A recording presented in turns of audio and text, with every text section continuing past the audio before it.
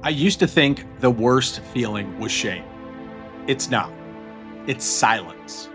I'm not talking about the kind where someone ignores your text for a few hours.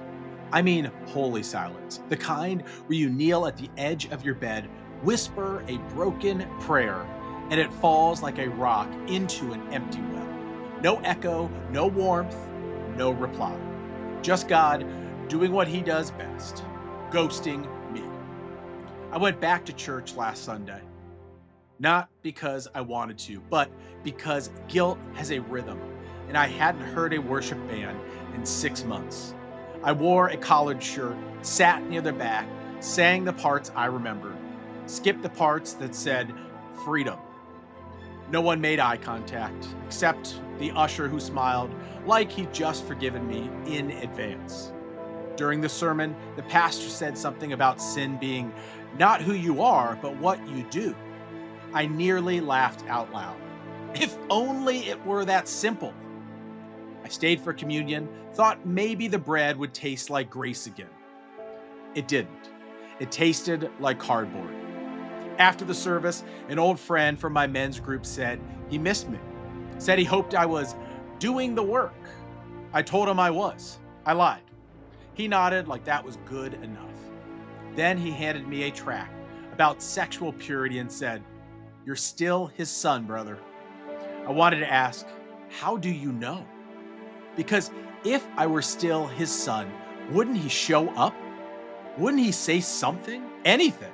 When I'm weeping on the shower floor at 2 a.m., trying not to go back to the site I swore off last week? Wouldn't he speak when I tell him I want out of this loop and I mean it?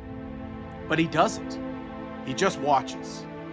And I don't know what's worse, God being gone or God being near and choosing not to answer. After church, I drove past my old house.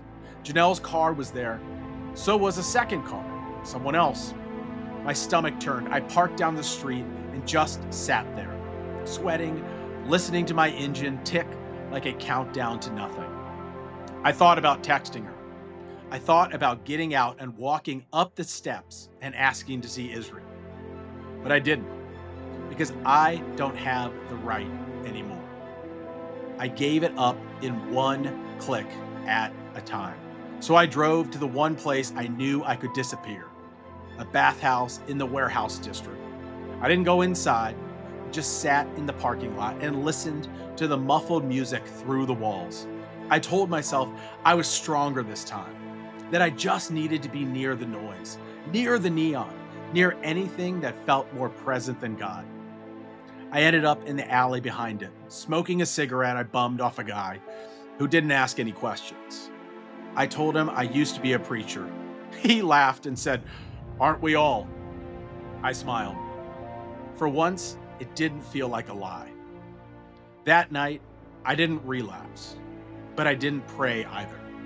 Because you can only talk to ghosts for so long before you realize they're not listening. Or worse, they are, and they just don't care.